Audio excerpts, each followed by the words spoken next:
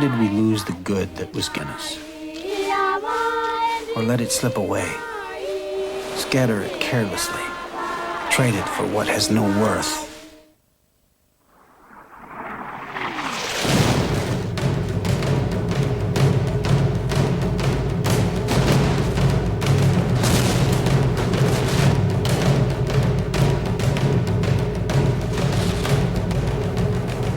James Jones, who had written From Here to Eternity, one of the great novels of World War II, wrote The Thin Red Line. It's the story of Charlie Company, Jones's unit that went to Guadalcanal and fought in the jungles there. Terry Malick wrote a screenplay from that, feeling that this was a story that would evoke a new kind of experience in war films. And it's an extraordinary profile of men at war.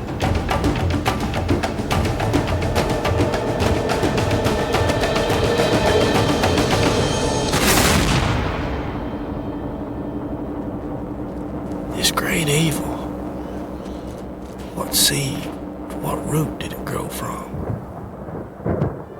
The thing that I think strikes most interestingly about this particular film is that the images, when you walk out of the film, you know, you really are stunned by it. The images don't escape you. What we've tried to do is weave several stories at a number of different levels. We tell the story of a group of men going into battle and the relations between them and what effect that battle has on them.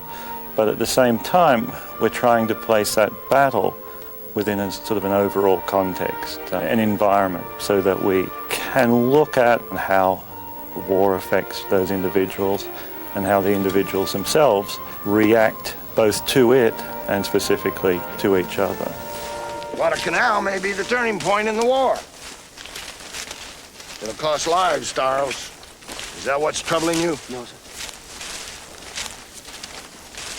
I'll explain to you the importance of this objective. How many men do you think it's worth? How many lives? Colonel Tall is the battalion commander. He's basically the outside influence in this story. I mean, this story is primarily about the individual privates that had to fight the war. They're the ones that had to do the killing and get killed. We're going straight up that hill then. We can't do that, Colonel. Well, there's no way to outflank it. On the left, it's a cliff that falls straight down to the river. The Japanese hold the jungle. It has to be taken from them. What about water, sir? Water's not getting up here. My men are passing out, sir.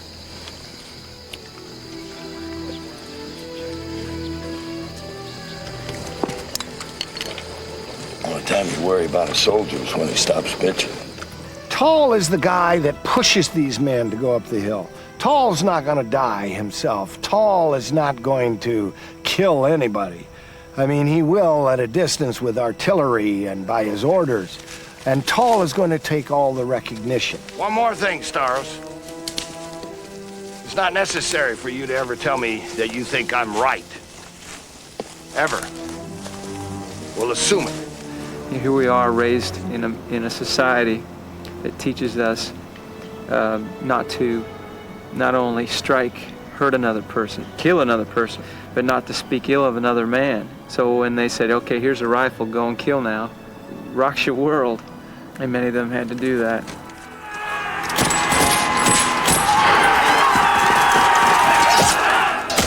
The further away you are from the rifle in the hand or the mortar shell coming into your foxhole, the further you are from that, the more you're able to distance yourself from the emotional and physical realities of what your actions are causing. I'm personally recommending you for the Distinguished Service Cross. You saved all our lives. I've never seen such bravery. We had people who were really willing to give their lives for God and country in a manner that wasn't considered naive. You know, there was still a nobility and virtue in that kind of an honor. If we can reduce this bunker, I think we can take this ridge.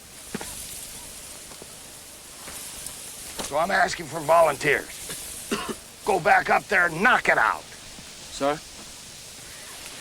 I'll be glad to go back up and lead the way back for a party. All right, Bell. It's as much about people as it is about the war. You know, if you take war as the ultimate horror, What redeeming factors are there in that? And there are some. James Jones wrote a story about his own experiences in war, that men go into war not knowing why. They're usually indoctrinated to go in for idealistic reasons. Then they realize they're going to die or they're going to have to kill somebody, and they become tremendously horrified. And in that moment of fright and horror, they literally lose their self. Something is replaced once that self is gone, and that's this unbearable compassion of love. He said, after you feel that and have lost yourself, he said, then you know you will die for your buddy. And he said, this is one of the strange ironies that come out of this terrible, diseased idea of war. You read my old lady? You tell her I want her to know I died like a man. It shows about the relationships between the people and this thing in their life that is Guadalcanal, and what that does to them and how it changes them all. God damn it, don't argue with me. I'm Captain Stars. Go get that man, I said. Jim, really, he's not the one we should be thinking about. God damn it, all of you! Am I commander or am I not? Am I the captain or a goddamn private? Ultimately, we can only relate to things in a very immediate way. Like, we can intellectually understand someone's pain or suffering from a distance, but the only time we really totally understand it is when a person's right next to us. Let's take it easy, son. Take it easy.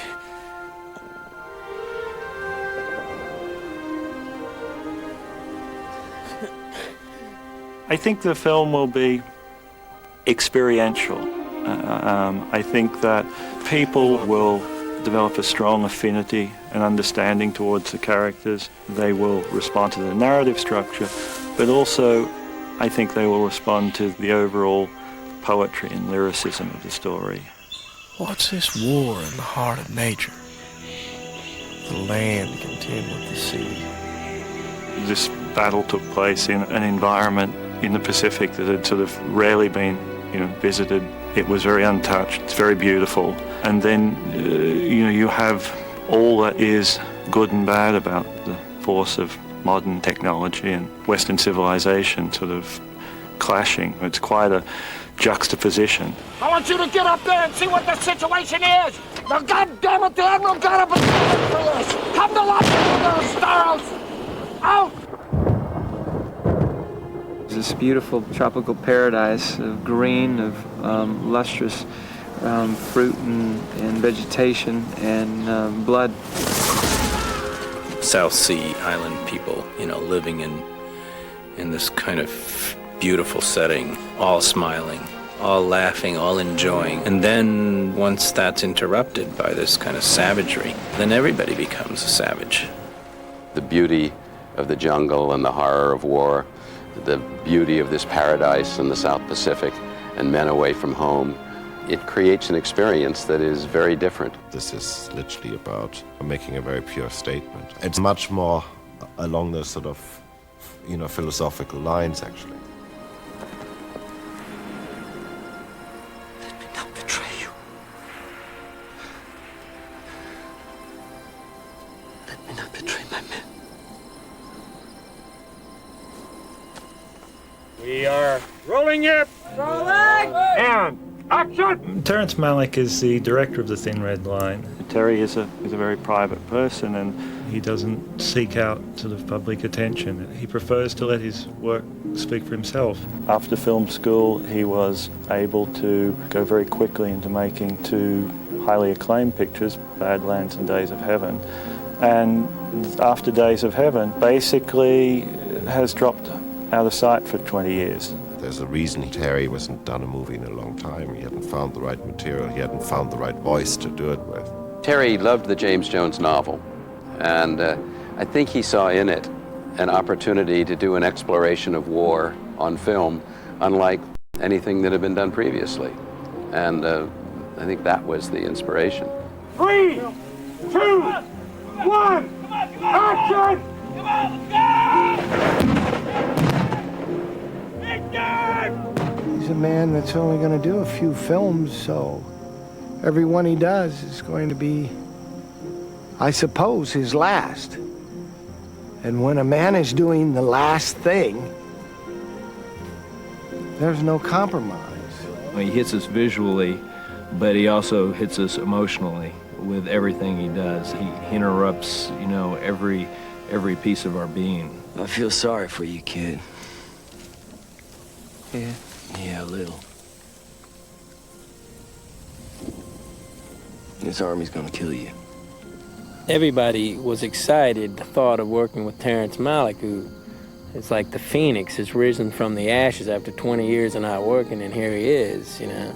He's a very intuitive filmmaker. He'll do a shot, but then he'll see something over there during the shot, and then he'll change it. And then the actor will do something, and he'll change it again. So things are always morphing. You see the spirit in these men? Do you see the new spirit? His process is somewhat similar to a poet or a painter. He likes the visual sort of presentation, as it were, to have a sort of a strong musical or poetic feel to it. And just the way he works in constructing the story, you will find that there are sort of similarities in construction of the picture to the way perhaps you would construct a piece of music. A musician has a very good sense of rhythm, and sometimes some of these lines, the voiceover lines, the narration, it should be like a song, and Terry sees himself very much as my lyricist.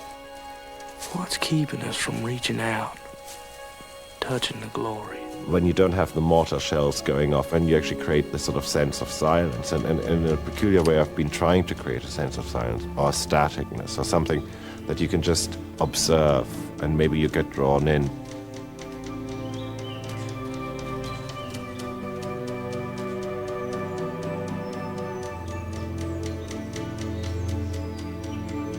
It's not a traditional score. We have introduced a number of different elements to help us accentuate the orchestral score. Because it takes place on the Solomon Islands, and we recorded a lot of Melanesian music.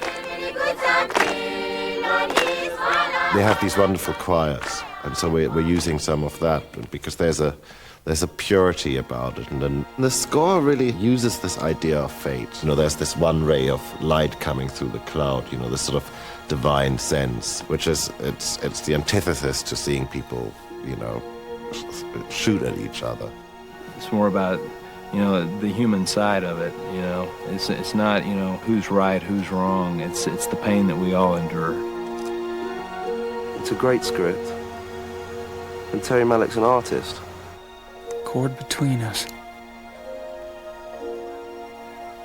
Can't nobody cut it now. If you look at the history of storytelling, going back to the Greeks, there are really two kinds of stories that have dominated over the ages. The first are love stories, and the second are war stories. Filmmakers have to find a story that really is compelling to them and that they believe can be made into a film that will move and entertain people. I enjoy films that don't state too directly what their underlying themes are. I have great regard for the audience, and I think it's one of the pleasures of good films that the audience can come to it and write their own conclusions rather than be told how to perceive a film. It's a film that leaves you with a whole sensation, and I think you're going to have to think about it when you walk away. Maybe all men got one big soul, everybody's a part of. All faces of the same man. One big self.